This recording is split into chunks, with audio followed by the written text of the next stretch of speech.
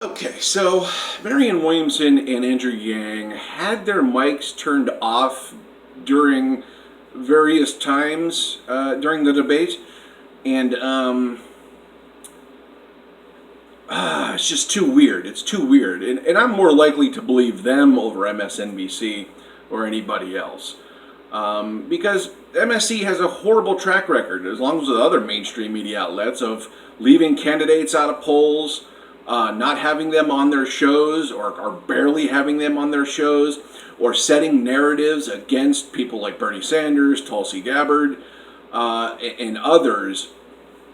So they are suspects. There's no doubt about it that MSNBC has a crop of candidates that they want you to be aware of, and they've been exclusionary for the populist and progressive candidates.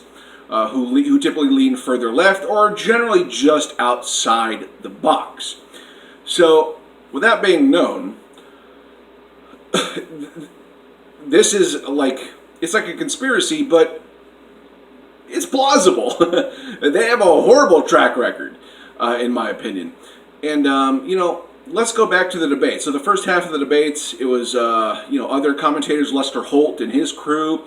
And then they handed it off to Chuck Todd and Rachel Maddow.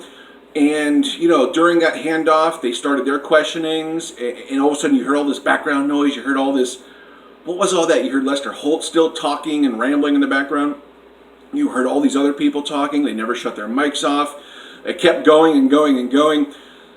And then they said, we have to go to commercial break. It looked really weird and it looked embarrassing. And I was just like, I had a WTF moment going on, like, what is going on? Like, these people are incompetent or whatever, just started a bunch of stuff. Anyways, I believe that right there, it's possible that that set the template for MSNBC to lie. Because Marianne Williamson and Andrew Yang both said their microphones were off at certain times, and MSNBC denied that stuff. Okay, even though there was issues going on, it sets up this plausible deniability. It's unspoken. Even though they denied it,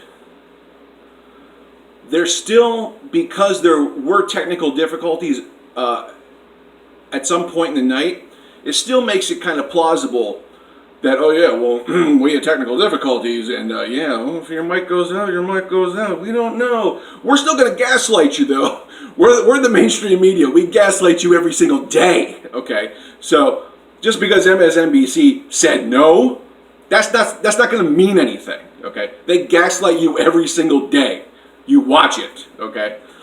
They try to create false narratives and false realities and skewed reporting and data on a regular basis. Nobody trusts these people. I don't trust these people at all.